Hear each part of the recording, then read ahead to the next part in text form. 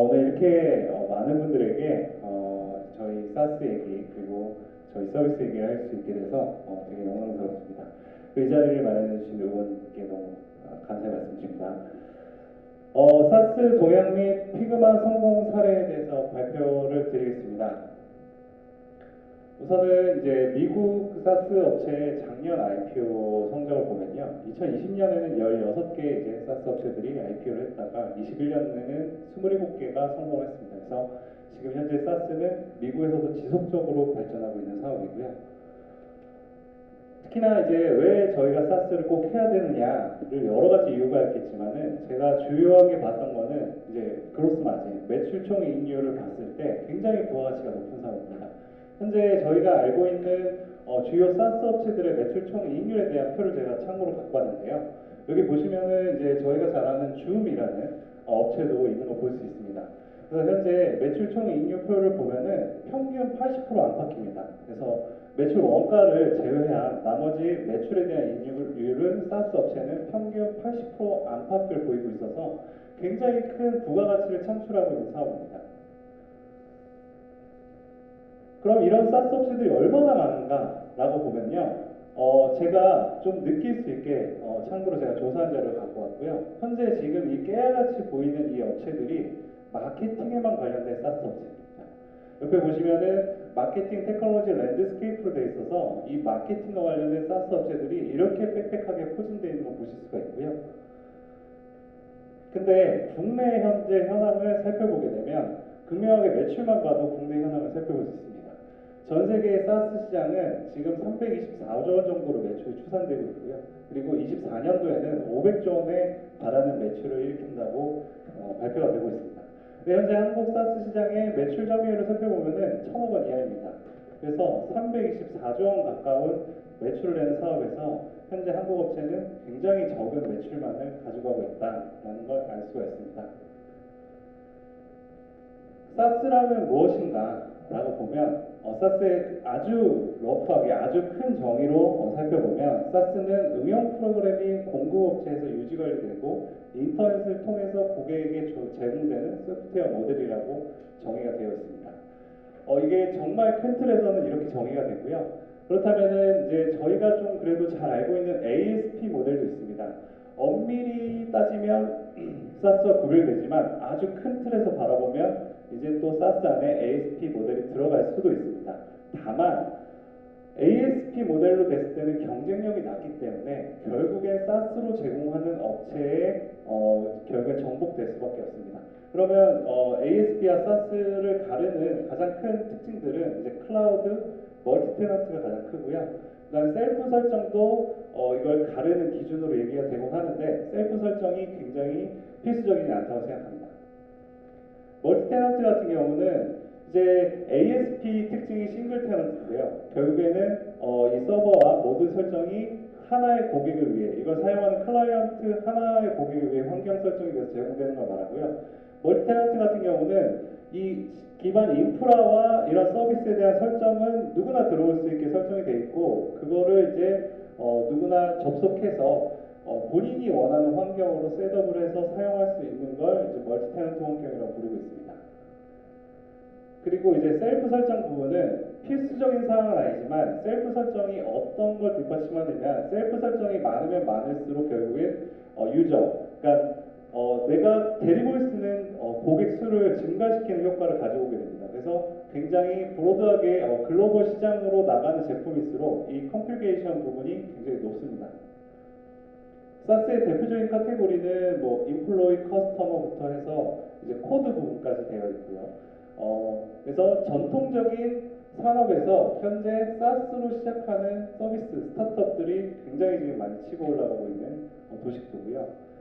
다만 엄청 저렇게 스케일이 큰 게 항상 성공하느냐 보다는 그 수많은 매출들이 결국에 얼마나 마이크로하게 잘 분리해내는가를 굉장히 중요하게 요새 보고 있습니다. 그래서 이 엑셀로 할 수 있는 정말 수많은 방법들이 있습니다. 뭐 엑셀로 예전에 회계도 했었고요. 자기 이제 업무 처리도 엑셀로 했었고 수많은 엑셀로 처리하던 거를 많은 업체들이 하나하나 이렇게 사스로 분리를 해내면서 성장을 많이 하고 있습니다. 그래서 이제 대표적인 SaaS 업체를 제가 몇 개 갖고 왔는데요. 이거는 이제 캔바라고 해서 이제 기업 가치는 48조 원 정도로 되는 업체입니다. 그래서 이거는 누구나 좀 손쉽게 이 디자인이나 그래피컬한 제품을 만들 수 있게 제공하는 SaaS 업체고요. 그다음 조금씩 작아져 보겠습니다. 이거는 오스 로그인이라고 하는 서비스에만 집중된 SaaS 업체입니다. 그래서 오스 제로라는 서비스인데요. 뭐 저희 지금 모바일 서비스나 여러 가지 인터넷 서비스를 사용하다 보면은 뭐 카카오톡 로그인하기, 네이버 로그인하기 이런 거는 써보셨잖아요. 이제 해외 같은 경우는 구글 로그인하기, 뭐 페이스북 로그인하기 이런 식으로 다른 서비스를 사용하는데 기존 회원 쪽으로 해서 로그인하는 그런 서비스를 느껴보신 적이 있을 겁니다. 그래서 철저하게 그쪽만 서비스하는 회사입니다. 그래서 이 신원인증 서비스에서 특히나 로그인 부분을 서비스하는 회사인데 이 회사가 재작년에 M&A를 9조 원 정도의 M&A 된 결과로 나오고 있습니다. 그리고 이 업체는 투두이스트라는 업체인데요. 이 업체는 철저하게 할 일 관리만 합니다. 뭐 오늘 내가 뭐 해야 되고 내일 뭐 해야 되고 하는 그 투두리스트를 작성하는 부분, 그거를 이제 주로 엑셀에서 예전에는 작성을 하시거나 관리하신 뭐 경험들이 있으실 수도 있습니다. 딱 그래서 수많은 여러 가지 엑셀로 했던 작업 중에서 딱 자기의 작업할 일에 대한 부분, 그 투두리스트 관리만 딱 뽑아갖고 서비스를 하는 업체인데요. 현재 이 업체는 직원이 100명 정도 되지만은 충실히 수익을 매년 내면서 유지되고 있는 업체입니다. 이 업체들의 가장 큰 특징은 작게만 보면 그 할 일 관리만 한다라고 하면 기능적으로는 굉장히 작고 사업적으로도 어떻게 보면 굉장히 작은 사업입니다. 다만 이 사업이 굉장히 큰 업체가 되고 그 다음에 굉장히 많은 매출을 내는 건 결국에 글로벌 서비스를 제공하기 때문에 이러한 결과를 만들어내고 있습니다. 하지만 우리나라는 그 부분에 대해서 지금 굉장히 약한 부분이 있습니다. 뭐 예를 들어 보면은 사스 업체들의 업무 패턴을 살펴보겠습니다.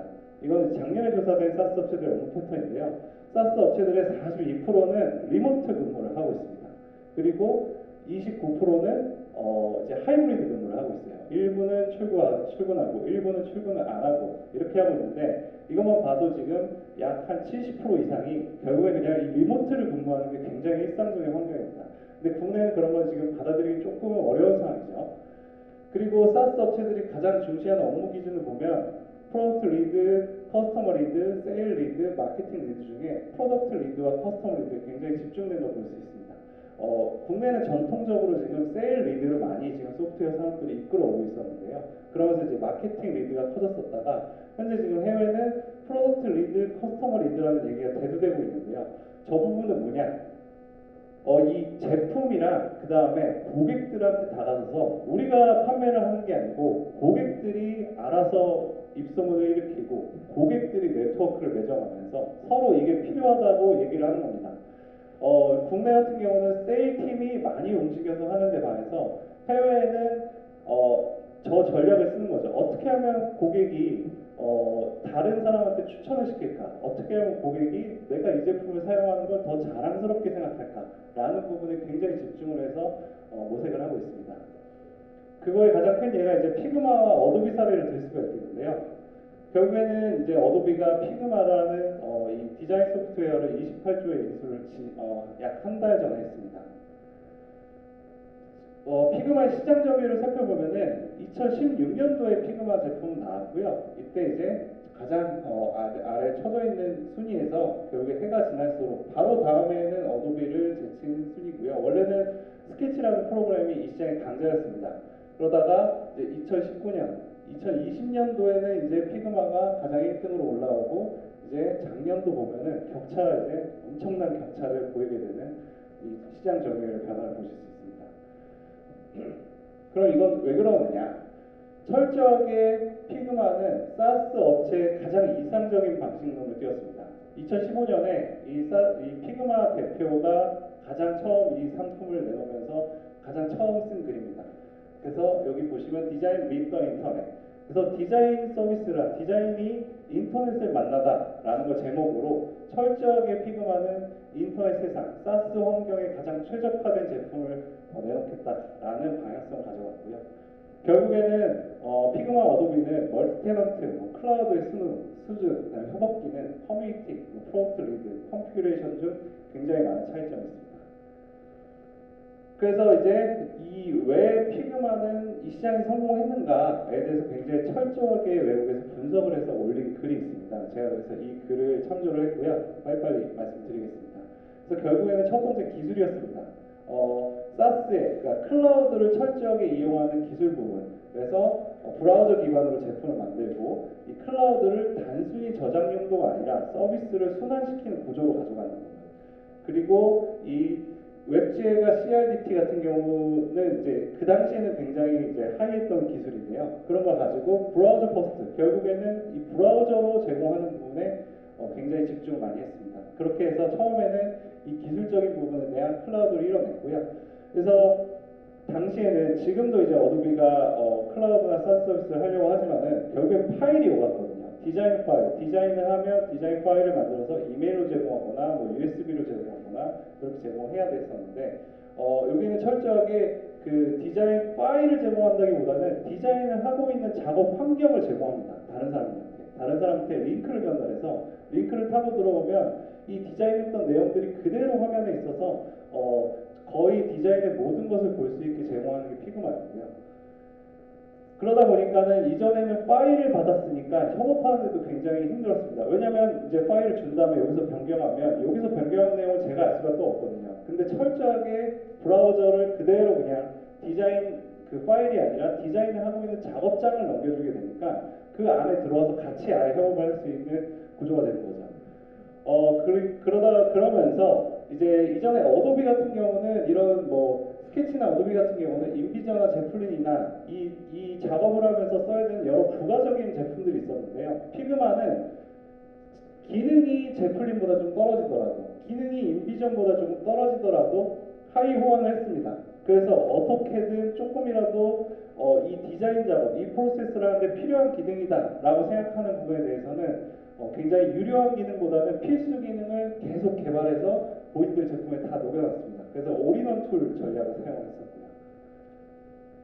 이제 그렇게 첫 번째는 저런 기능적인 부분, 그 다음에 완벽한 사스의 툴적인 부분, 그래서 이 서비스를 만드는 거에 집중해서 처음에 성장을 시작했고요. 그 다음에 이제 네트워크 효과를 넓히기 시작했습니다. 아마 그 네트워크 효과는 뒤에 박현수 대표님이 잘 말씀해 주실 것 같은데요. 그래서 원래는 디자이너 분들만 이제 작업하고 얘기하던 거를 최대한 팀에 있는 엔지니어와 프로덕트 리드, 그 다음에 이 제품을 같이 만드는 사람들이 협업할 수 있는 공간을 만들기 시작했습니다. 그래서 그 크로스사이트 네트워크 이펙트라고 부르고 있고요. 그리고 이제 세일 방식도 저 네트워크 방식을 적극적으로 이용을 했는데요. 결국에는 소프트웨어 세일은 탑다운 방식을 예전에 많이 썼는데 이 탑다운 방식을 아예 피그마가 안 한 건 아닙니다. 근데 탑다운 방식을 하기 전에 어떻게든 그 회사에 한 명이든 두 명이든 본인의 제품을 체험하고 있는 고객을 만들었습니다.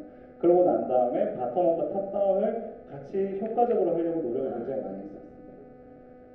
그리고 이제 그 다음 스텝으로는 어느 정도 성장하고 나서 그 다음 성장 모멘텀을 가져가는데 글로벌을 이제 타깃했습니다. 어느 정도 성장을 하고 나니까 회사 내부에서는 굉장히 만족하고 쓰고 있고 우리가 쓰는 걸 서로 추천하면서 스케일이 확장돼 가고 있는데 이걸 더 빠르게 확장하고 다른 지역까지도 이제 확장을 하는 부분을 고민했습니다. 그래서 이 회사들끼리도 이런 본인들의 제품을 바이럴시키고 얘기하게 만들 수 없을까라는 부분을 스텝 3로 가져갔었고요. 그래서 커뮤니티를 빌드업하기 시작했습니다. 그래서 2019년도에 커뮤니티를 빌드업을 했고요. 그리고 이제 플러그인 요소를 제공했습니다. 그래서 결국에는 피그마가 제공할 수 있는 코어적인 기능으로는 이 정도의 고객의 니즈를 만족시킬 수 있다면 이제 대외적인 옆에 이제 다른 커스터머나 우리 쪽이랑 같이 동반할 수 있는 플러그인을 같이 한다면은 고객의 니즈, 본인들이 충족시키는 니즈들을 굉장히 빠르게 충족시키는 방식으로 글로벌 확장을 했고요.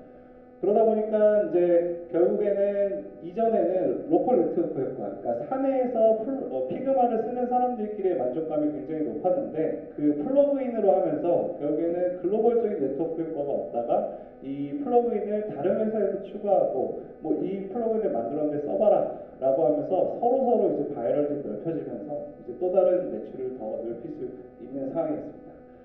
그래서 이제 피그마와 어도비의 사례에서 볼 수 있듯이 사스 업체가 지금 현재 이전의 사업 방식과는 굉장히 다른 방식으로 더 빠르게 전개할 수 있는 구성과 부분들이 많기 때문에 현재 사스 업체들이 더 시장에서 각광을 받지 않나라고 생각을 해봅니다. 사스에 대해서 제가 이제 열렬히 말씀드린 거는 제가 이제 사스 사업을 하고 있기 때문에 저희 제품을 어떻게 하면 좀 더 돋보이게 만들까를 고민하면서 이제 열심히 적은 PPT였고요. 혹시 사스에 대해서 저도 아직은 많이 배워가고 넓혀가고 있는 상황이기 때문에 많은 궁금한 부분이나 같이 의견 나눌 수 있는 부분이 있으면 언제든지 연락 주시면 감사하겠습니다. 저희는 펑션 12라는 업체고요. 저희는 지금 UI 코드 자동화 사스 서비스라는 걸 만들고 있습니다. UI 코드라는 부분은 국내에서 조금 더 손쉽게 이해하자면은 퍼블리싱, 이제 퍼블리셔가 작업하던 부분은 자동으로 최대한 더 빠르게 생산할 수 있는 서비스를 말씀드릴 수 있을 것 같고요. 지금은 이제 플루터나 리액트가 나오면서 기존보다 좀 더 프론트를 만드는 기술적인 난이도가 높아져서 그런 부분도 커버를 하는 서비스입니다. 결국에는 이제 개발자 부족이라는 부분이 배경 설명으로 얘기가 될 것 같은데요. 이건 뭐 너무나 누구나 아시는 얘기고요. 그래서 이런 환경 속에서 조금이라도 생산성을 높일 수 있는 서비스가 글로벌적으로 좀 니즈가 있지 않을까라는 고민을 많이 했습니다. 그래서 저희는 이제 코드 부분에 관련된 부분에서 개발 생산성과 협업 관련 사스를 만들고 있습니다.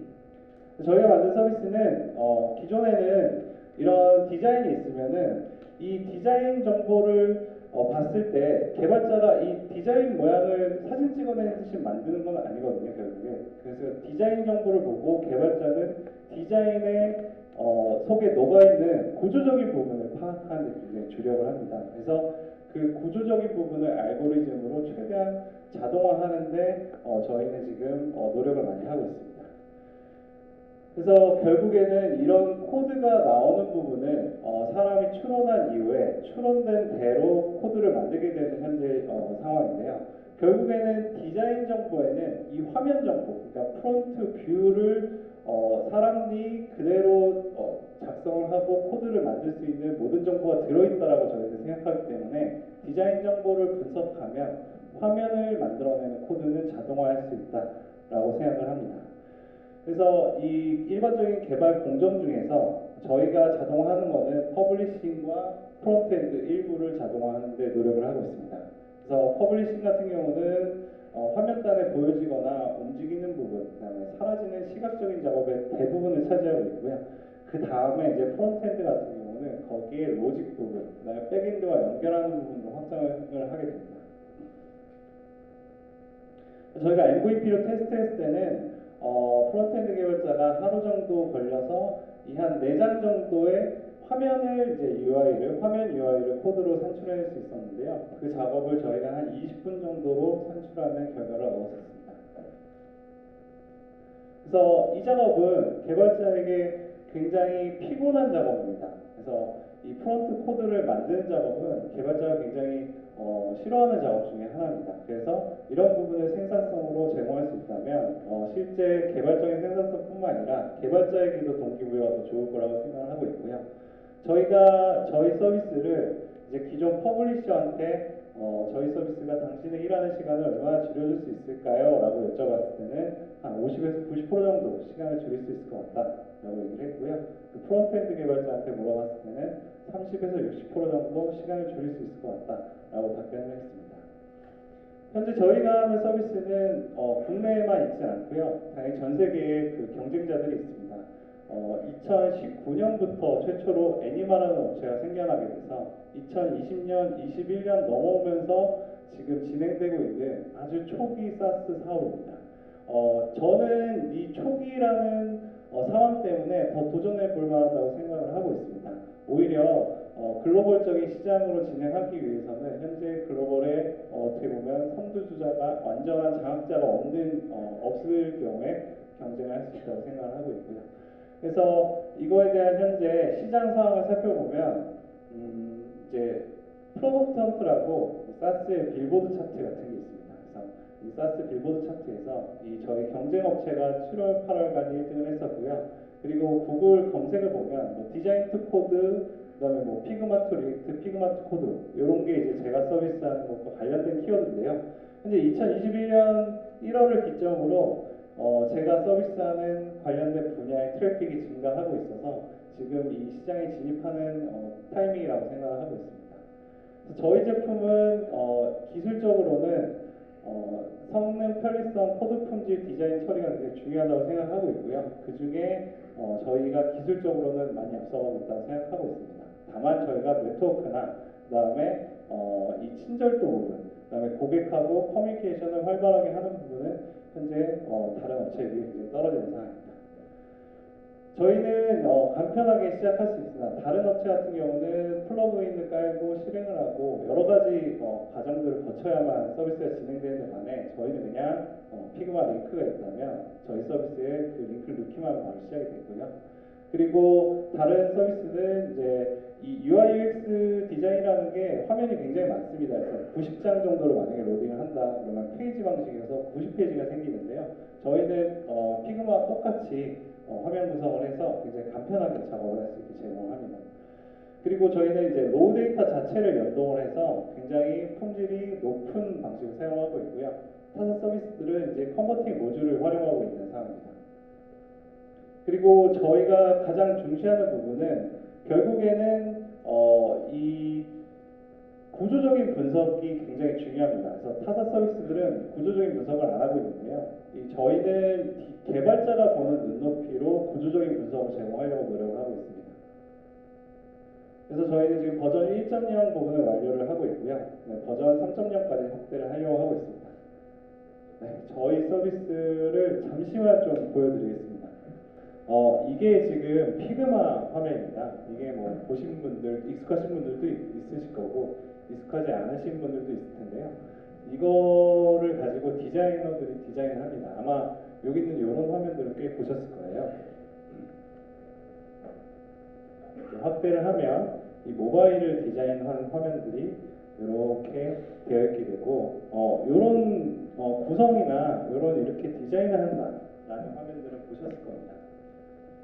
그래서 피그마는 예전에는 여러분들은 이거를 이제 파일을 받으셨을 거예요. 메일로 받으시거나 USB로 달라라고 하면 이거 한 장 한 장이 이제 그 파일로 떨어져 갖고 그거를 공유를 하는데요. 피그마에서는 이렇게 쉐어하면은 여기 카피 링크가 있습니다. 그래서 카피 링크를 해서 전달을 하면 이렇게 해서 이 화면이 그대로 그 내가 전달한 전달자에게 전달이 되게 됩니다. 이런 부분이 굉장히 매력적이어서 이 기능적인 거나 이런 게 어도비보다 떨어져도 굉장히 폭발적으로 많은 사람들이 사용하게 되는데요. 저희 서비스는 이 피그마를 연동을 하는 서비스고요. 여기서 카피 링크를 카피를 해서 저희 서비스에 이 카피 링크를 넣는 부분이 있습니다. 그걸 넣으면은 저희 서비스 들어오게 되고요. 그 과정은 제가 지금 미리 해놨고요.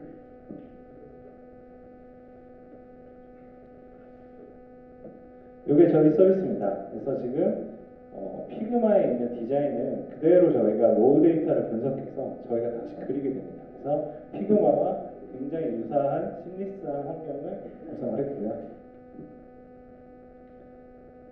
그래서 이렇게 에디터 모드로 전환을 한 다음에 누르게 되면 코드를 자동으로 이제 짜게 되고요. 네, 이러면 이제 코드를 자동으로 이제 작성을 하게 되고 코드를 작성한 화면이 코드로 동작하는 화면이 옆에 프리뷰 화면으로 이렇게 보이게 됩니다. 그래서 실제 코드가 지금 잘 작성됐는지를 아예 동작 화면으로 보여주게 되고요. 저희는 지금 현재 플루터랑 이건 플루터 아이콘을 아시는 분들도 있을 텐데 플루터랑 저희는 HTML, CSS를 제공하고 있고요. 연내 이제 리액트 네이티브도 제공할 예정입니다. 저희의 또 다른 특징이 뭐가 있냐면 그거 잡아보겠습니다.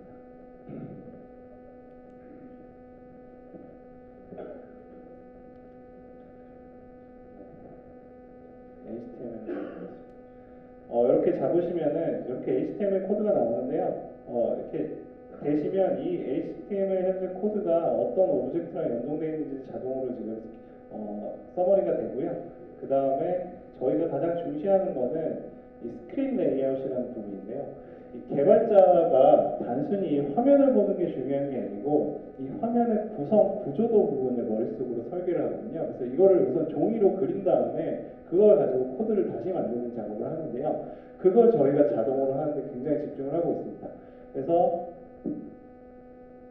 현재 이 디자인을 보시면 이 디자인이 결국에는 이것과 이것과 서로 결합이 돼서 스페이스 비트윈 같은 걸로 뭉쳐야 되고요. 아시는 분들은 아실 거고요. 그리고 이걸 서로 다 쪼개서 이 칼럼형이나 로우형으로 다 배치를 해야 됩니다.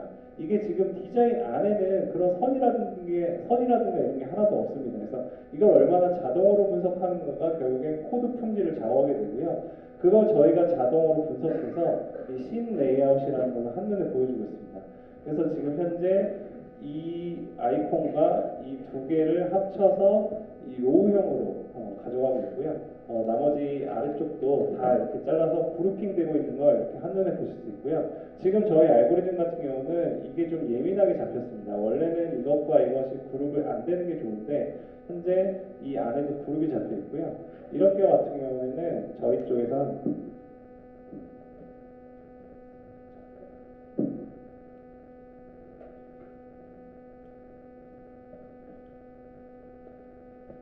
이렇게 오브젝트를 선택할 수가 있고요. 오브젝트를 선택하고 나면은 이 에디터블 패널에서 에디터블 패널을 조정을 할 수 있고요. 여기서도 언그룹으로 할 수 있습니다.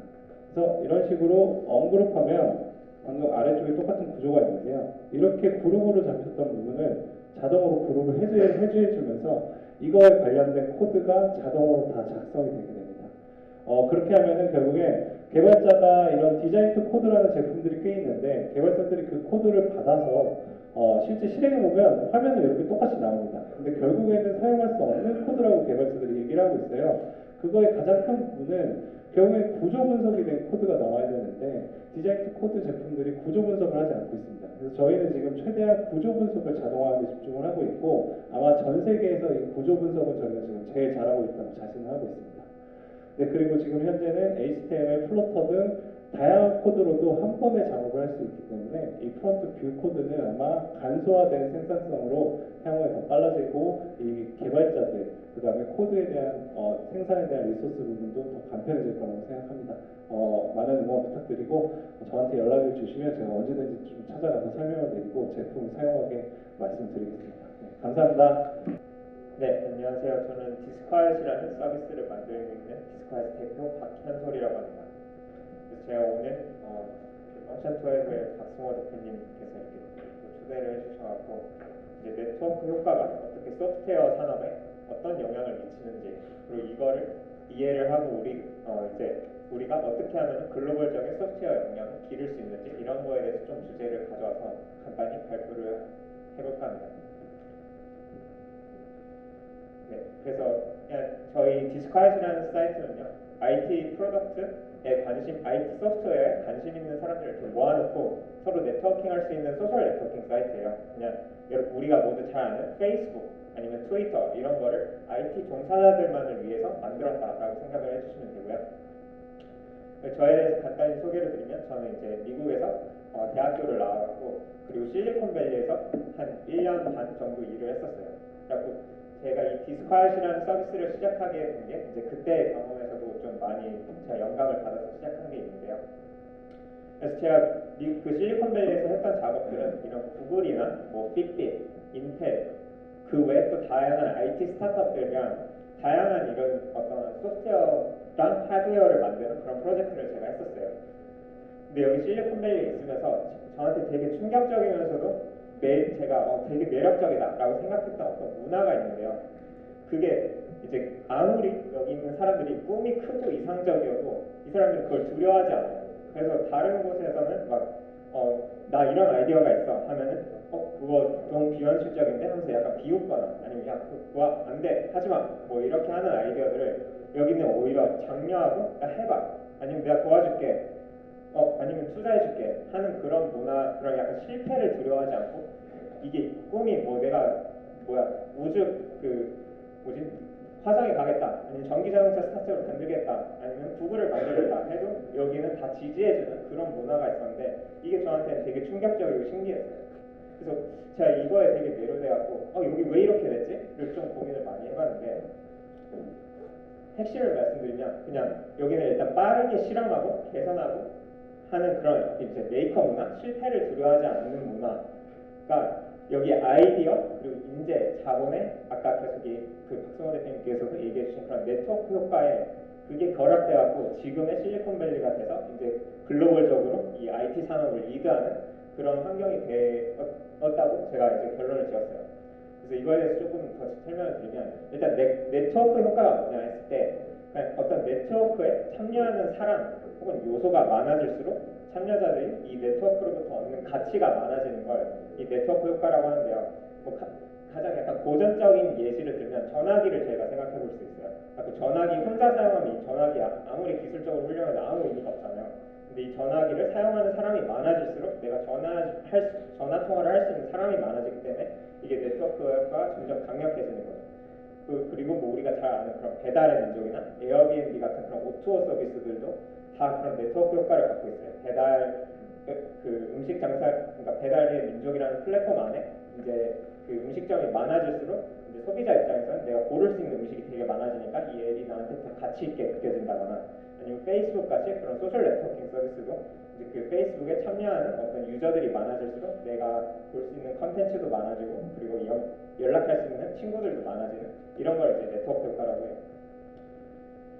그래서 실리콘밸리는 이 네트워크 효과를 정말 잘 이용해갖고 이 사업 실패하는 리스크를 이렇게 시스템적으로 줄이는 그런 활동을 하고 있는데 실제 이제 CB 인사이트라고 해서 이 IT 스타트업들 데이터를 이렇게 쫙 모아서 분석하는 어떤 회사가 있어요. 그 회사에서 스타트업이 실패하는 7대 이유를 이렇게 분석을 해봤는데 그중 탑3를 보면 첫 번째 시장 수요가 없어서 아까 제가 네트워크 효과 3개 있다고 했잖아요. 아이디어, 자본, 인재. 근데 이 시장 수요가 없어서는 아이디어에 관한 것이고요.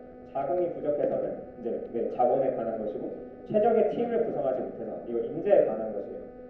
이 세 개가 가장 큰 리스크인데 이 세 개를 실리콘밸리는 그러니까 시스템적으로 네트워크 효과를 활용해서 줄이고 있었어요. 그래서 그 역사를 그냥 간단히 설명을 드리면 어떻게 그 네트워크 효과가 형성이 됐냐 했을 때 처음에 이제 이 실리콘밸리 그 바로 옆이랑 아래에 보면은 스탠포드랑 버클리라는 이제 대학교가 이렇게 딱 있죠. 그래서 여기서 막 소프트웨어도 공부하고 막 컴퓨터도 처음에 들이게 되고 이런 걸 막 시작하는데 이제 여기서 인재들이 또 나와갖고 IBM, HP, 제록스 같은 회사를 차리게 돼요. 근데 이런 회사들이 또 시장에서 어떤 유의미한 성과를 내기 시작하니까 이제 또 인재가 다시 그거 보고 여기서 일하고 싶어서 인재들이 몰리게 되고 또 여기에 좋은 인재들이 막 생기니까 이 뭐 전 밸런타인이랑 정도 둘 다 되게 레전더리한 거의 VC라는 산업을 만든 투자자들인데 이런 투자 자금들이 막 몰리기 시작해요. 근데 이때까지만 해도 사실 그 하드웨어가 우선적이었고 아직 소프트웨어에 그렇게 막 사람들이 관심이 많지 않았지만 그래도 컴퓨터가 있으니까 소프트웨어 문화가 여기서 막 조금씩 이제 피기 시작해요.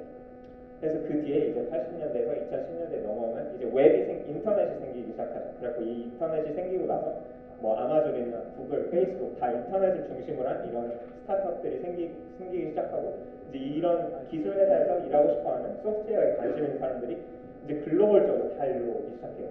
그러다 보니까 또 이 우수한 인재들한테 투자를 하고 싶어서 뭐 Y 컴비네이터나 A16G라고 이제 좀 이것들은 신생 투자 회사들인데 이런 자본들도 막 몰리기 시작하면서 이게 계속 다 여기에 이제 몰빵되기 시작하는 거예요.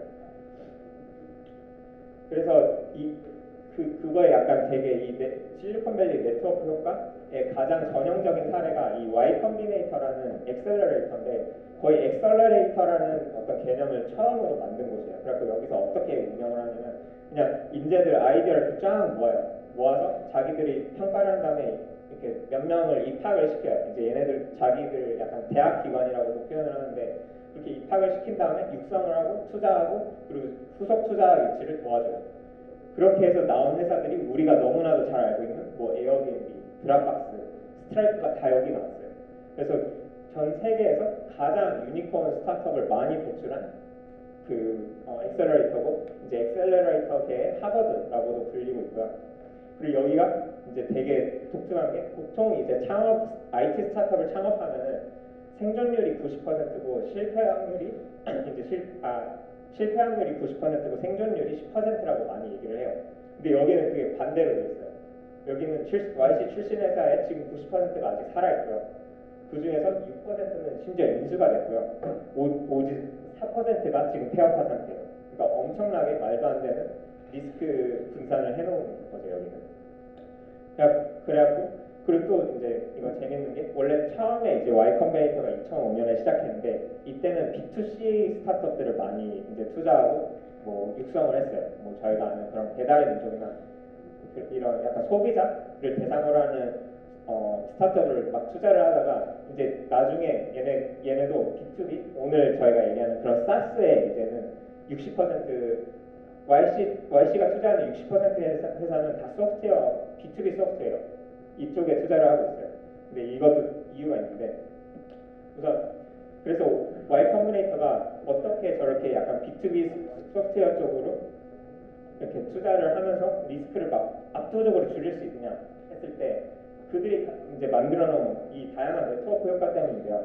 특히 SaaS가 여기서 생존 확률이 높은 이유가 얘네들이 뭘 하냐면 이제 새로 시작되는 스타트업들이 입학을 하면은 이전에 이미 성공한 스타트업들 아까 말한 그런 에어비앤비나 드랍박스, 스트라이크 이런 회사들을 고객으로 만드는 거예요. 그러다 보니까 걔네들한테만 판매를 해도 이제 매출이 엄청 나기 시작해서 사실 후속 투자도 거의 필요 없다시피 하는 거예요. 아니면 아직 제품이 완성 안 됐다면 그들한테 피드백을 받으면서 얘네들이 이제 제품 완성도를 더 높이기 시작해요. 여기서 벌써 이제 엄청난 그런 리스크 분산이 되는 거죠. 원래 이렇게 소프트웨어 만들고 가장 어려운 것 중 하나가 고객 유치하는 건데, 근데 얘네들은 그거를 그냥 입학하는 것만으로도 그게 쉽게 만들어놨어요. 그리고 이제 Y 컴비네이터가 지구상에서 그냥 IT 스타트업에 대한 데이터를 가장 많이 확보하고 있는 건데 그런 어떤 지적인 그 정보 전달에서도 사실 엄청난 큰 효과를 보고 있어요. 그래서 얘네들이 항상 강조하는 게 뭐 우리가 사업이라는 걸 시작하면 이제 그 소프트웨어 만드는 것뿐만 아니라 인재 채용도 해야 되고 투자 유치도 해야 되고 뭐 법인 설립도 해야 되고 막 해야 되는 행정 처리가 엄청 많은데 그런 거 너네가 혁신하려고 하지 마. 우리가 데이터 갖고 있으니까 그냥 그거는 우리가 하라는 대로 하고 너네는 오로지 제품 혁신 만드는 거에만 집중해. 이렇게 하니까 창업자들이 뭐 딴짓 할 그러니까 다른 데서 막 머리 아파하고 뭐 새로운 걸 배울 필요가 없는 거예요. 오로지 자기네들이 혁신을 이루고 싶어하는 거에만 집중을 할 수 있는 환경을 딱 만들어놨어요. 그래서 그런 것도 엄청 크고 그 다음에 혹시나 만약에 사업이 잘 안 된다면은 그냥 서로 인수를 해주거나 아니면 채용을 해줘요. 그러다 보니까 사실 리스크가 없는 거예요. 그냥 내가 사업을 하는데 리스크가 하나도 없어요. 망해도 괜찮아요. 망해도 좋은 옆에 있는 엄청 우수한 회사를 들어갈 수 있거나 아니면 걔네들이 우리를 인재 인수를 해줘요. 그러다 보니까 그냥 해보고 싶은 거 다 할 수 있는 환경을 만들어 놓고 그리고 실제 했을 때 해내는 그런 환경을 얘네들이 만들어 놨어요. 그리고 이런 환경뿐만 아니라 그래갖고 얘네들이 이제 이걸 또 플랫폼으로도 만들고 있어요. 그래서 다양한 아까 이제 박성호 대표님께서 소개해주신 그런 프로덕트 헌트 같은 플랫폼들 여기에서 이제 투자를 해서 시작이 되었고 그 다음에 자기 자체적으로 이런 플랫폼들을 또 만들고 있어요. 그래서 투자도 하고 이런 플랫폼에 이제 직접 만들게 이런 네트워크 효과를 더 이렇게 강력하게 할 수 있는 플랫폼들을 만들고도 있는데 근데 국내는 아직 이런 플랫폼이 없어요. 다 어떻게 하냐? 페이스북 그룹이나 단톡방에서 이걸 하는 거예요. 근데 이게 되게 어려워요. 내가 소프트웨어 만들어갖고 이제 이 소프트웨어 좀 사람들한테 써보라고 하고 이제 투자자들한테도 연락도 하고 이렇게 해야 되는데 그걸 어떻게 하냐? 다 단톡방 여기저기 막 가입하거나 아니면 페이스북 그룹 여기저기 막 가입을 하면서 우리 소프트 한번 사용해봐 주세요. 피드백 주세요. 이렇게 하는데 이게 엄청 비효율적이고 아까 말한 그런 네트워크 효과가 하나도 없어요. 그래서 자꾸 이전 창업자들이 했던 거를 또 하고 하는 이런 되게 큰 비율이 있는데 저희 디스콰이트라는 이제 사이트가 이걸 해소하려고 저희가 만들고 있어요. 그래서 저희 사이트에서 사람들이 들어와갖고 자기 프로덕트도 소개하고 투자 유치도 하고 팀빌딩도 하고 이거를 그냥 단순히 사이트에 자신의 서비스를 올리고 그리고 자신의 생각을 올리는 것만으로도 이런 효과가 지금 생기고 있고요. 그래서 저희 사이트는 자신이 어떤 걸 만들고 있는지 내가 어떤 소프트웨어를 만들고 있고 어떤 창업을 사업을 만들어가고 있는지를 이제 얘기를 나누면서 그거를 통해 사람들이 투자 유치하고 뭐 팀도 채용을 하고 하는 사이트, 그리고 유저도 얻고 하는 사이트라고 생각을 해주시면 돼요. 근데 뭐 이게 막 새롭거나 복잡하지 않아요. 그냥 링크드인이나 페이스북이랑 다 사용법이 완전 똑같다고 생각을 하시면 돼요. 그래서 프로필 만들어갖고 뭐 나 어떤 창업자가 지금 상태가 뭐다 이런 것도 표현을 하고, 이제 내 프로덕트가 이런 건데 한번 사용해봐 주세요 이렇게 포스트를 올리면 이제 피드백도 유저들한테 오고 아니면 실제 사용자도 얻게 되고, 그래서 또 내가 뭐 예를 들어서 저 회사에서 일하고 싶다 아니면 나 저기에 투자하고 싶다 하면은 저희 사이트에서 이제 그런 뭐 미팅 요청도 할 수가 있어요. 네, 그렇게 하고 이제 초기 유저 확보, 팀원 확보, 투자 유치 이런 걸 저희 사이트에서 할 수가 있고요. 그래서 몇 가지 뭐 사례가 있다면 이제 이런 그냥 완전 아이디어 수준 단계에서 아까 박승호 대표님께서 만드시는 그런 노코드 툴 비슷한 걸로 이분이 그 아이디어를 테스트해보고 싶어갖고 여기에 딱 만들어서 올렸어요. 근데 올리자마자 첫날에 200명이 유입되면서 이거 아이디어 괜찮은 것 같다 뭐 이런 검증을 하기도 하고, 그리고 뭐 저희 사이트에서 이제 오르락이라고 하는 주식을 누가 올렸는데 이걸 보고 이제 유저들이 엄청 디테일하게 피드백을 주기도 하고요. 네, 그리고 저희 사이트에서 팀빌딩도 팀원도 이렇게 적극적으로 채용해 가시고, 뭐 어떤 다른 AI 스타트업이 있는데 그거 보고 우리 협업해요 이런 연락을 하기도 하고, 그리고 투자 유치 사례도 되게 많아요. 저희 사이트에 이렇게 프로젝트를 올리고 나서 투자자들이 막 연락이 왔고 이제 투자 유치까지 이루어지기도 하고. 그래서 최근에는 역으로 이제 저희 사이트도 이런 네트워크 효과가 막 생기기 시작하다 보니까 투자자들이 이제 막 저희 사이트 엄청 많이 들어오기 시작해요. 그래서 역으로 이제 우리도 이런 엑셀러레이팅 프로그램 하는데 이제 우리 투자자들이 약간 창업자들 모집하는 그런 사례도 막 생기고 있어요.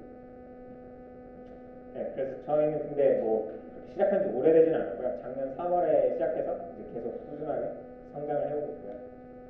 그리고 저희가 생각하는 건 지금은 좀 약간 스타트업 종사자 그리고 IT 종사자들도 꽤 많아요. 뭐 토스나 네이버, 또 우리가 흔히 얘기하는 네카르프에 다니는 회사 유저들도 이제 최근에 막 가입하시기 시작했고, 근데 궁극적으로는 이제 디지털 경제 종사자, 앞으로 5년, 맥킨지에서 조사한 거에 의하면 앞으로 5년 안에 지금 존재하는 60%에서 70%의 직업군이 다 사라집니다. 근데 그 중에서 40%가 다 소프트웨어 관련된 직업으로 이렇게 대체될 거다, 이런 조사 연구 결과가 있는데 그걸 우리는 이제 디지털 경제 종사자라고 해요. 이 사람들이 굳이 소프트웨어를 만들지 않더라도 뭔가 이 디지털 경제에 종사하는 사람들일 거라고 생각을 하는데, 이런 사람들을 위한 플랫폼을 저희가 만들어서 이제 네, 또 새로운 네트워크, 디지털 경제 시대에 맞는 네트워크 효과를 저희가 만들려고 하고 있습니다. 그리고 마지막으로, 근데 아까 이렇게 실리콘밸리 특히 뭐 Y 컴비네이터 이런 엑셀러레이터를 기반으로 거기가 되게 큰 네트워크 효과를, 그러니까 선두를 벌써 만들었다 이렇게 제가 말씀을 드렸잖아요. 근데 코로나 이후로 이게 깨지고 있어요. 그리고 그거를 걔네도 알고 있고, 걔네도 그걸 알면서 이제 더 이상 실리콘밸리에서, 원래 Y 컴비네이터가 우리 입학하면 너네 무조건 실리콘밸리 와야 돼 이거를 조건으로 걸었는데 이제 그걸 안 걸어요. 이제 그 지역적으로 갖고 있던 어떤 지리적으로 생긴 네트워크 효과가 무너지고 있어요. 우리 다 이제 대학교 아까 말한 그런 스탠퍼드나 아니면 연구기관들이 굳이 그쪽에 가지 않아도 내 앞으로 연구를 할 수가 있는 거예요. 그리고 그런 대학 기관에서 제공하는 교육이 그렇게 의미도 점점 희석되고 있고, 워낙 우리가 기술 패러다임이 빨리 바뀌니까 대학 기관에 크게 의미가 없는 거예요. 그리고 이제 거기 너무 비싸죠. 인재랑 주거비도 너무 비싸고, 네, 그 다음에 최근에 막 탈중화 이런 이상향도 계속 트렌드화 되고 있고, 이런 어떤 다양한 요소로 인해서 실리콘밸리의 갖고 있던 그 지리적인 네트워크 효과가 무너지면서 저희도 되게 기회가 있다라고 생각을 하고 있어요. 그래서 저희가 디스콰이엇을 통해서 하고 싶은 것 중 하나가, 한국에 있는, 어쨌든 아까 말한 그 사스 소프트웨어를 하려면은 이건 무조건 글로벌로 진출을 해야 돼요. 한국 안에서는 하기에는 이제 너무 제한적인 게 많은데, 저희가 먼저 이렇게 실리콘밸리에 가서 아니면 글로벌하게 이 플랫폼을 확장시킨 다음에 그 네트워크 효과를 좀 글로벌적으로 만들어갖고 한국에서 이제 글로벌로 이렇게 내가 소프트웨어를 만들어서 팔고 싶다 하는 통로를 저희가 이렇게 좀 더 쉽게 만들고자 하는 게 저희의 어떤 목표 중 하나입니다. 네. 오늘 아까 소개해주신 문영남 회장님, 그다음에 오늘 발표해주신 박승효 대표님하고 박현솔 대표님 모시고 한국형 사스의 비전이라는 주제를 가지고 잠시 나누도록 하겠습니다. 사스 한국형 사스의 어떤 비전이라는 제목을 가지고 하지만 결국은 오늘 이제 발표 들으셨지만 그야말로 K방산, K팜 이렇게 하듯이 우리 KICT 중에서도 K사스가 또 하나의 명품으로 자리 잡을 수 있는 그런 것을 목표로 해서 오늘 말씀을 좀 나눠주시면 될 것 같고요. 이 일을 통해서 그야말로 정부에서 뭘 지원하면 좋은지, 기업에서 뭘 하면 좋은지 이런 얘기들도 좀 나눌 수 있으면 좋을 것 같습니다. 들으면서 저도 약간 뭐랄까요, 심쿵했다 그럴까요? 그 청년분들이 발표를 해주셔서 너무 좋았고요. 오늘 두 발표 들으셨는데 연세는 있으시지만 마음은 늘 청춘이신 청년이신 우리 문영남 회장님께서 먼저 한 말씀 좀 코멘트도 좋고 질의하실 사항도 좋고 말씀해 주시면 감사하겠습니다. 예, 대한계약계 회장 맡고 있는 숙명여대 문영남 교수입니다. 오늘 청년 대표 두 분의 발표 그리고 시연 아주 잘 봤습니다. 저도 굉장히 감명받았고 그리고 앞으로 제가 하고 있는 학회 회원이 10,000명이 넘는데 저희 학회나 또 제가 여러 단체를 맡고 있는데 이제 나중에 따로 찾아뵙고 또 적극적으로 후원해드리려고 합니다.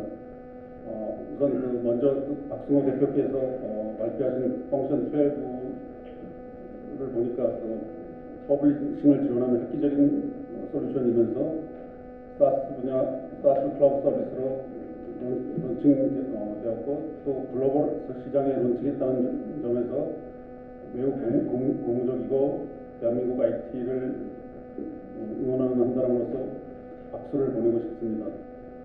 국내 클라우드는 아직 이하스 수준에 머물고 있는데 펑션 12는 국내 클라우드 사스 서비스 확산의 이정표가 되길 바라고 특히 글로벌 도전에 성공하기를 바랍니다. 정부에서도 이러한 국산 사스 솔루션과 글로벌 도전 제품에 물심양면을 지원해 주시기를 관계자들에게 적극 건의하겠습니다. 두 번째, 박한솔 대표께서는 IT 제품 개발자들 간의 네트워크의 중요성을 강조해 주시고 관련한 플랫폼을 소개해 주셨습니다. IT 제품 개발자, 특히 스타트업 개발자들 간의 교류는 매우 중요하고 생산성을 높일 수도 있다고 판단되기 때문에 이러한 플랫폼이 활성화되어 개발자들을 지원할 수 있으면 좋겠습니다. 중소벤처기업 등 정부에서도 스타트업 지원 프로그램이 많지만 제품 개발자들 간의 교류를 지원하는 플랫폼은 아직 없는 것으로 알고 있습니다. 이번 기회에 많은 홍보와 발전이 있기를 바랍니다. 우선 이 정도로 코멘트를 하겠습니다. 감사합니다. 네, 고맙습니다. 오늘 주제 발표를 우리 두 분이 다 박 대표시는구나. 박성환 대표님께서도 이제 사스 개발도 하셨고 또 글로벌 진출한 전략에 대해서도 발표를 해주셨는데 조금 더 우리 한국 사스형 서비스가 그리고 상용 소프트웨어가 글로벌로 진출하기 위해서 어떤 전략이라든가 또 정부에서 지원을 해줬으면 좋겠다든가 하는 부분이 있으면 좀 말씀해 주시겠습니까? 네, 정부에서 직접적으로 빠르게 도움을 받으면 제일 좋겠지만은 제가 지금 이 사스 쪽을 하면서 느끼는 거는 네트워크 효과도 말씀하셨지만은 결국엔 네트워크를 찾아내야 되는 게 굉장히 어렵게 느껴지고 있습니다. 그래서 결국에는 글로벌 서비스를 할 수밖에 없는 현실인데요. 그러니까 저희가 이제 수출 국가였던 것처럼 결국엔 소프트웨어도 수출 국가가 돼야 되는데 수출 국가가 되기 위해서는 판로를 확보해야 되는데 예전에는 그 세일팀이나 가서 판매하는 상사라든지 이렇게 세일 구성이 됐는데 지금은 결국에는 고객의 리뷰라든지 고객과의 접점, 고객과의 히스토리, 고객들이 자발적으로 올려주는 게 굉장히 중요합니다. 그럼 결국에는 영어로 된 콘텐츠와 미국인들이 올려줘야 되는데요. 그러기 위해서는 한국에서만 생활을 했을 경우에는 그 상황을 만들기가 너무너무 어렵고요. 그래서 그걸 하기 위해서는 저는 뭐 청년 창업 지원도 하지만 결국에는 몇몇 살펴보면 스윗이라든지 샌드버드라든지 이미 해외에서 그래도 진출해서 사스 업체를 하고 있는 한국 대표들이 있습니다. 그래서 그분들과의 네트워크를 강하게 연계해 줄 수 있다든지 아니면 한국 이 창업을 하고 싶은 열의가 있는 사람들이 바로 창업을 하는 게 아니고 글로벌적인 경험, 뭐 Y 컴비네이터에 대해서 뭐 선발이 안 되더라도 어떻게든 그쪽에 대한 네트워크와 경험을 한 명이라도 더 만들기 위해서 그걸 한국으로 끌어들여올 수 있는 그런 정책을 좀 만들면 이 몇 년 이후에는 한국에 있는 청년들이 창업을 사스로 더 적극적으로 할 수 있는 활로가 될 거라고 생각이 듭니다. 예, 감사합니다. 혹시 뭐 구혜선 대표님께서도 혹시 그 어떤 질문에 대해서 뭐 첨언하실 말씀 있으실까요? 예. 한국 소프트웨어나 사스가 그 글로벌로 진출하기 위해서 어떤 정부 지원이나 아니면 뭐 기업들이 어떻게 했으면 좋겠다든지 하는 그런 말씀을 좀 네, 저도 되게 공감을 많이 하고요. 이중 제가 생각하기에 이제 아무래도 저희 사이트에 초기 창업 대표님들이나 창업에 관심 있는 사람들이 되게 많다 보니까 제가 그런 창업가들이랑 만날 일이 되게 많아요. 소프트웨어 만들려고 하는 사람들이랑 되게 많이 만나는데 근데 아직까지도 아쉽게도 다들 한국에서 내가 뭘 어떻게 하겠다 이런 생각에 좀 많이 멈춰 있는 것 같아요.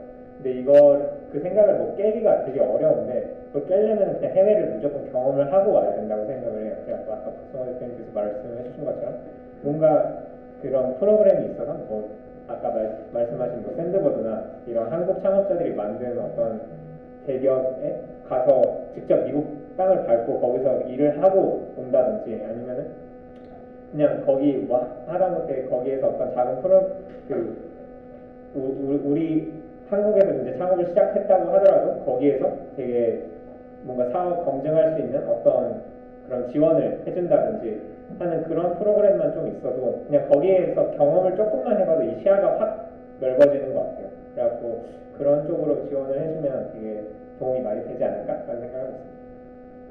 예, 지금 제가 정확히 이름까지 기억은 못하고 있어서 죄송한데 그 대학생들을 그 선발해서 미국의 제가 알기로는 이제 퍼듀 대학, 그다음에 이쪽 서부 지역에 있는 어떤 대학, 스탠포드였나 그런 대학에 그 1년에 4개월, 5개월씩 그 40명 정도를 이렇게 국비에서 지원해서 그야말로 거기서 인턴처럼 이렇게 기업들하고 또 교수님들하고 이렇게 생활하고 하는 그런 프로그램을 그 과기부에서 지원하는 걸 제가 봤는데 그 지금 말씀하신 그런 학생들이나 청년들한테 글로벌 경험할 수 있는 그런 기회를 주는 것도 뭐 사실은 사적인 얘기해서 죄송한데 제 딸도 하는데 그 퍼듀 대학의 그 프로그램으로 갔다가 거기서 대학원 진학하고 지금 그 실리콘밸리에 근무하고 있는 그런 사람이 있는데 어쨌든 그 정부에서 그런 학생 청년들이 그 글로벌 경험할 수 있는 그런 지원 프로그램을 많이 가졌으면 좋겠다는 말씀을 주셨고요.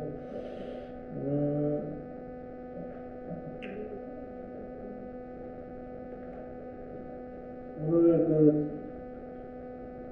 발표를 이제 그 제품 소개도 사실 잘 해주셨는데 저도 사실 이 제품을 보면서 저도 이제 기업이랑 좀 얘기를 하고 일도 하고 있고 그런데 퍼블리셔라는 한국만이 갖고 있는 어떤 직종이라면 직종이고 이제 그런 업이 있는데 그분들의 어떤 포지셔닝이 참 애매하고 뭐 이런 부분을 제가 좀 알고 있거든요.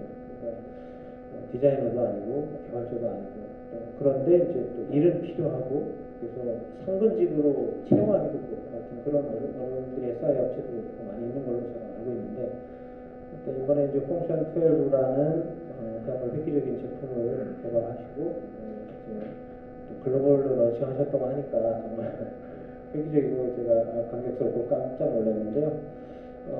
우리 박성호 대표께서 우리 그 사스 서비스 시장에 소개한 이 제품을 통해서 이루고자 하는 어떤 목표 같은 게 있을 것 같아요. 그런 것 좀 말씀 좀 해주시겠습니까?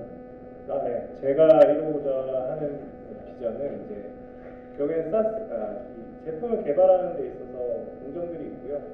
기획을 하고 디자인을 하는 게 가장 앞단에 있고 그리고 이제 코드를 만들게 되는데요.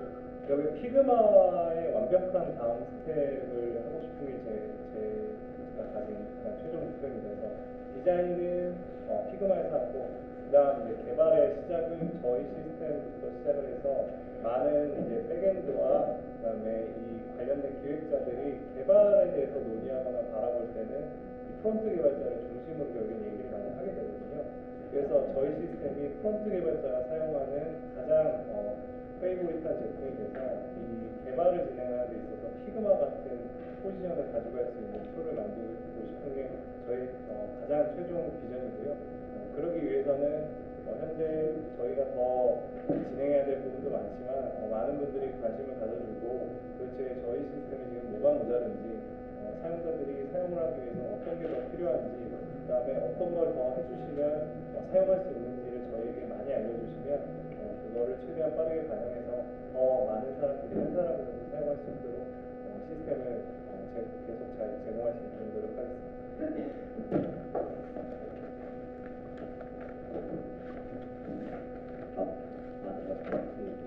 박승호 대표님께 한 가지 질문 드리고 싶은데요. 네네. 예, 아까 펑션 12 시연해 주셔서 잘 봤습니다. 저는 소프트웨어를 만드는 스타트업을 이제 시작한 지 한 1년 정도 된 대표고요.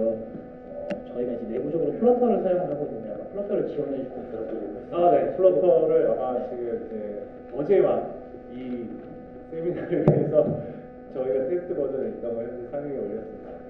사실 제가 그래서 이제 설문조사에는 이제 도입할 생각이 없다라고 썼다가 플러터 있는 걸 보고 바로 이제 바꿨거든요.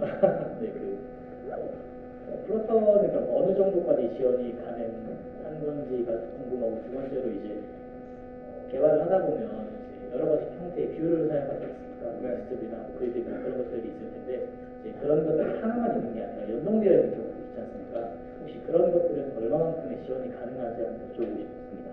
우선은 플로터는 아까 그 신레이어에 보여드렸듯이 그 구조적인 분석된 부분이 플로터 코드에도 당연히 들어있고요. 로우라든지 컬럼이라든지 그런 형식으로 들어가 있고, 그 다음에 이제 플로터에서 저희가 좀 고민을 많이 했던 지점이 결국에는 확대를 했을 때 해상도가 이제 자동으로 이제 따라가는 부분들을 어떻게 처리할 건가에 대해서 고민을 많이 했는데, 저희는 지금 점PX라는 저희가 좀 변수를 새로 만들어서 좀 한 게 있어요. 그래서 보시면은 실제 사용해서 보시면 프리뷰를 이제 그 창을 넓혀 보시면 그대로 이게 같이 이제 해상도가 늘어나고 따라서 늘어나거든요. 아마 플로터에서 그 부분 처리하는 게 되게 복잡하고 머리가 좀 아픈 부분 중에 하나일 텐데, 그거를 저희가 자동으로 코드로 제공해드리기 때문에 아마 사용을 해보면 굉장히 편한 부분이 있으실 거고요.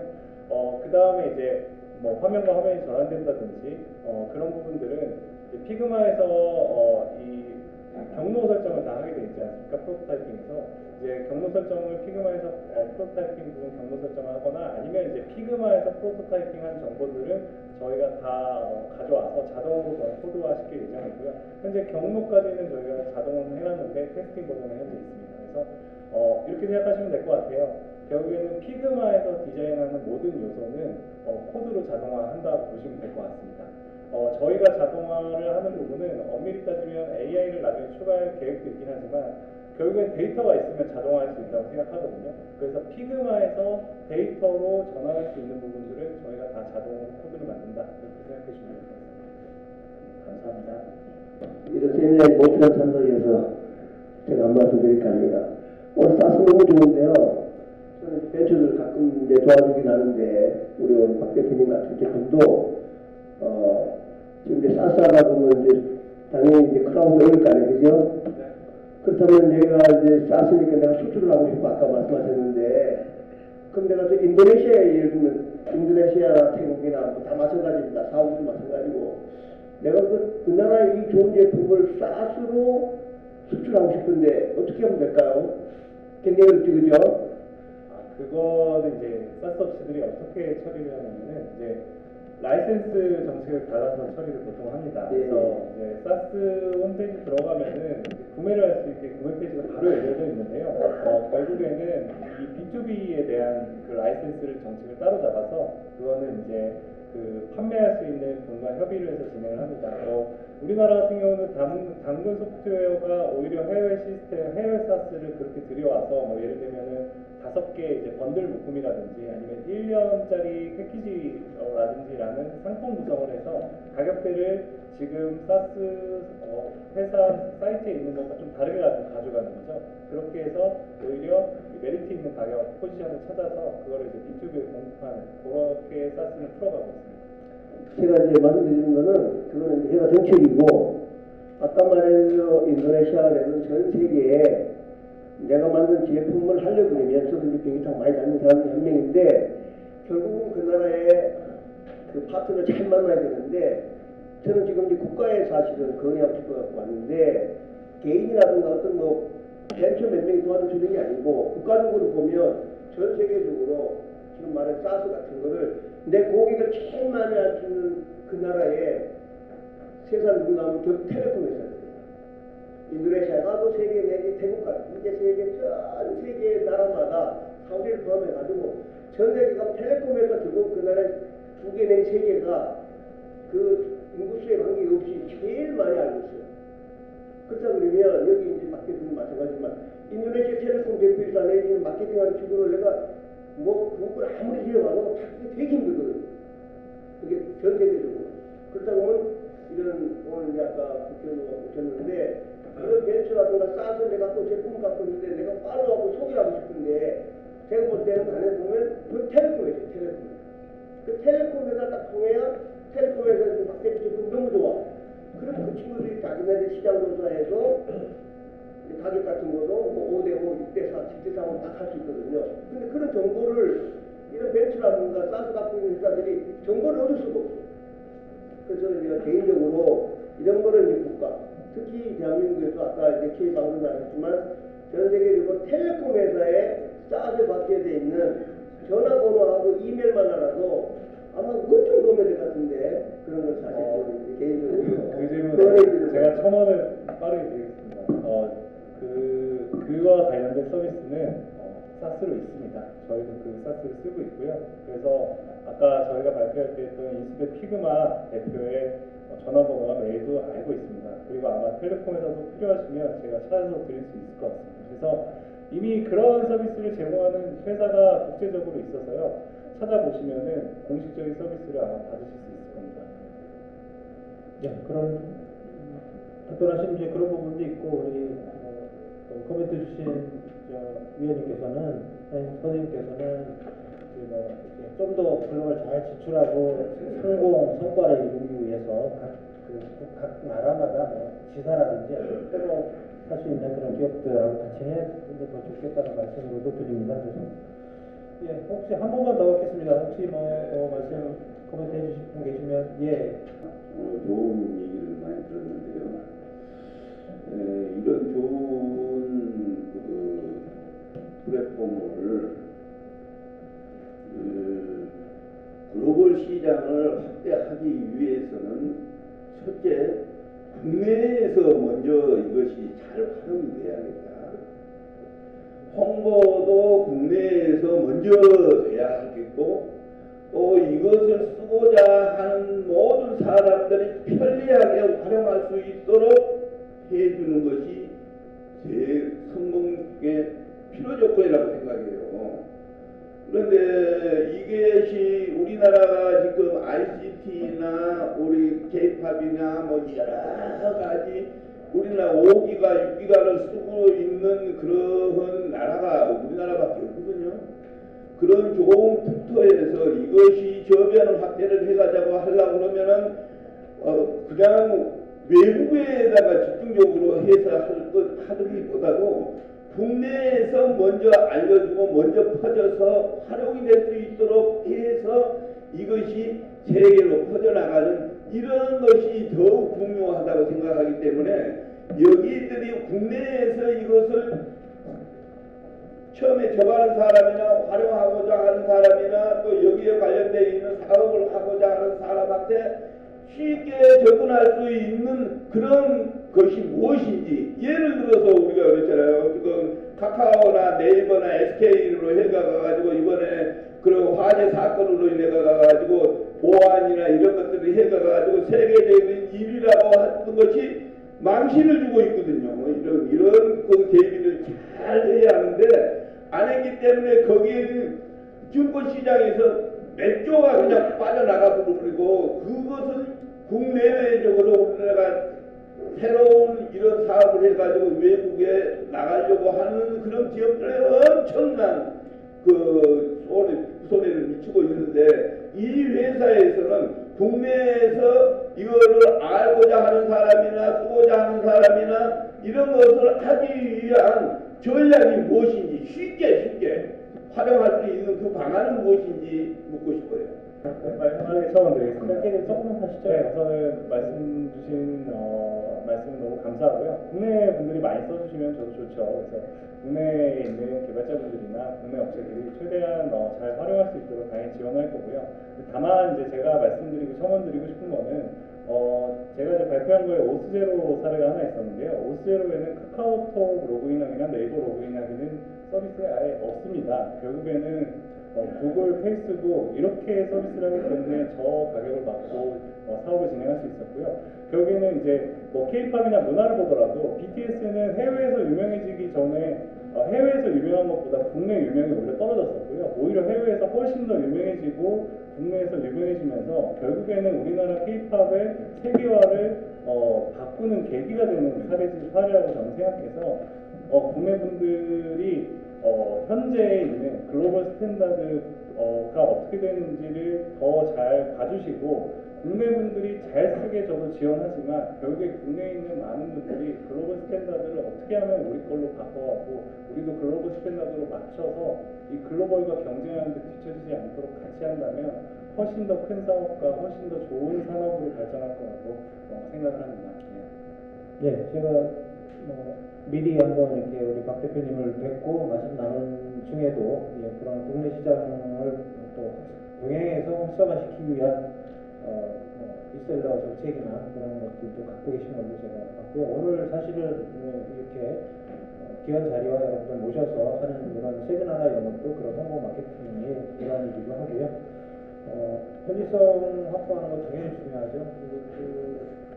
모르긴 몰라도 이제 외국 개발자하고 우리나라 개발자가 좀 다를 수도 있고요. 그러면 이제 글로벌리 또 이제 편리하게 편의성을 추구해 주기도 하고 이쪽으로 하고 잘 될 것 같습니다. 아까 박 대표님도 말씀하신 것처럼 외국에서 먼저 인정받고 평가 좋은 것이 한국으로 들어오는 역으로 들어오는 그런 전략도 굉장히 좋은 전략 중에 하나라고 보거든요. 그러니까 일단 그래서도 많은 격려와 질문해 주셔서 너무 감사하고요. 오늘 사스 글로벌 시장 확대 그리고 한국형 사스의 비전 그리고 스타트업이나 청년 창업 지원 그런 걸 통해서 이제 일자리 창출 이런 다양한 그런 주제를 가지고 그리고 다양한 플랫폼과 아이디어를 나누는 아주 좋은 시간이 되었습니다.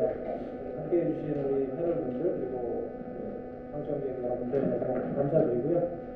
앞으로 좋은 성과를 내서 한국을 또 K 사스 중에 하나로 자리매김하는 그런 좋은 자리가 되도록 하겠습니다. 고맙습니다. 이상 마치도록 하겠습니다.